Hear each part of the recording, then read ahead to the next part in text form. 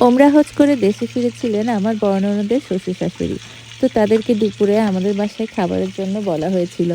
দুপুরে হঠাৎ করে তাদের একটা জরুরি কাজ পড়ে যাওয়ায় তারা দাওয়াতটা পোস্টপোন করে এসেছেন রাতে।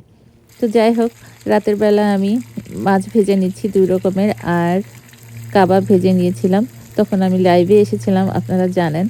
তো যাই হোক, তারপরে টেবিল সাজাইলাম, টেবিলে দিলাম খাবার।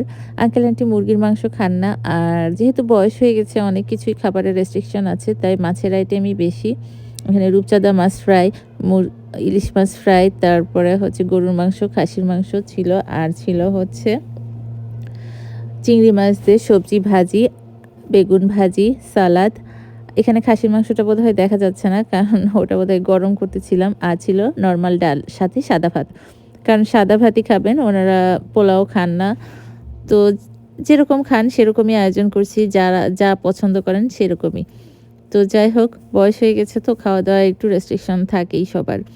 তারপরে এগুলো খাওয়ার পরে ওনাদের আমরা দিয়েছিলাম ডেজার্ট হিসেবে মিষ্টি আর দই। খুবই বাসায় বানানো টক মিষ্টি দই, যেটাকে বলি আমরা, একদম অল্প মিষ্টি দিয়ে বানাই। সেই দইয়ের ভিডিও আপনাদের সাথে শেয়ার করেছি। আমি সবসময় এভাবে দই বানাই, তো ওই দইটা। তো ওনারা খেয়ে খুব খুশি হয়েছেন।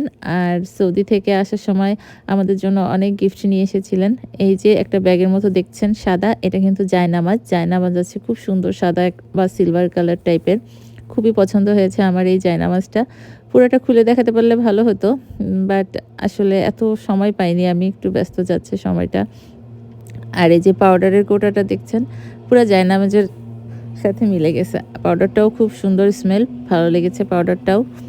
তারপরে আর কি, আর দিয়েছিলেন ২ টা হিজাব, যদিও খুব একটা পরা হয় না। একটা ব্যাগ আছে, ছোট পার্স, খেজুর, সাথে ছিল জমজম কুয়ার পানি, ওইটা এখানে নাই। এপাশে একটা শ্যাম্পুও ছিল, মুভ ছিল। মুভটা তো খুবই লাগে আমাদের। আর আমাদের বাসার মুভ ম্যাক্সিমামই বিদেশ থেকেই আসে। অনেকেই বাইরে থাকেন, সবাই সৌদি বা বিভিন্ন জায়গা থেকে পাঠান। মুভ আর কেনা হয় না আমাদের। যাই হোক, গিফটের মুভেই আমাদের চলে যায়, বড় বড় মুভ গিফট করেন তো সবাই। ও, আরেকটা আংটিও ছিল, যেটা আমার হাতেই ছিল, খুলে আর ভিডিও করতে মনে ছিল না।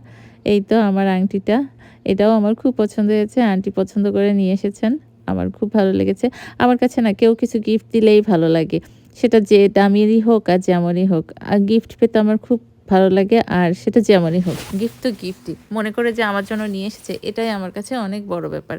যাই হোক, ছোট্ট একটা ব্লগ দিলাম। সবাই সুস্থ থাকবেন, ভালো থাকবেন, দেখবেন, আমার পাশেই থাকবেন। আল্লাহ হাফেজ।